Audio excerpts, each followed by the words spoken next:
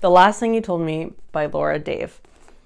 This book, I still don't really know how I feel about it, to be honest. But I will say it was a good read. And by that, I mean I was invested in the storyline. I liked the author's style of writing. I wanted to keep reading it. And for me, that's a big part of reading, is just wanting to keep going forward.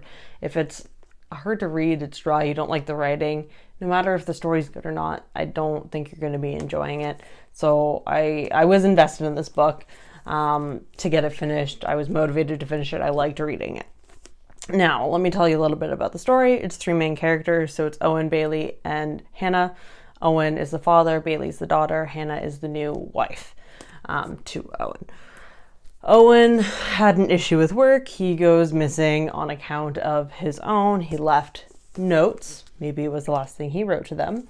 To each of them saying different things.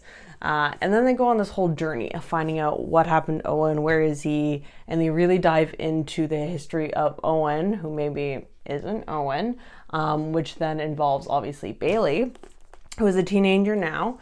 But what a lot of people aren't liking is the fact that a lot of their searching that they went on was based on Bailey's memories from when she was young, like 6, something like that. And that's what a lot of it is. So it's hard to put your faith into a story that's based on someone's memory. And I get the whole point was it's supposed to be far-fetched and really tugging at like straws here, but it might have been a little too far-fetched if you're going off a couple different things. If it was one thing that filled in the blank, I think it would have made more sense.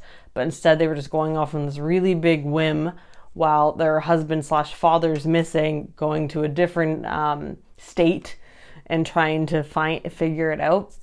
And then from there, that's really where the plot thickens, and then there ends up being conflict within the conflict, and this whole new story emerges of Owen's past.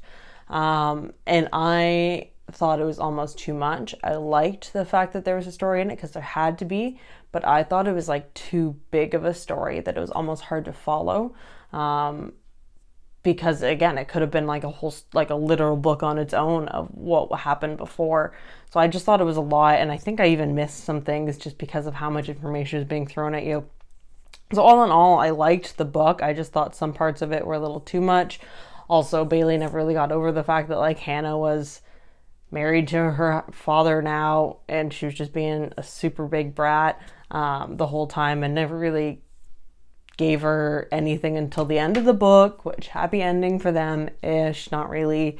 But in terms of that conflict in it, it was a happy ending. So mixed reviews on this one. Again, I really liked reading it.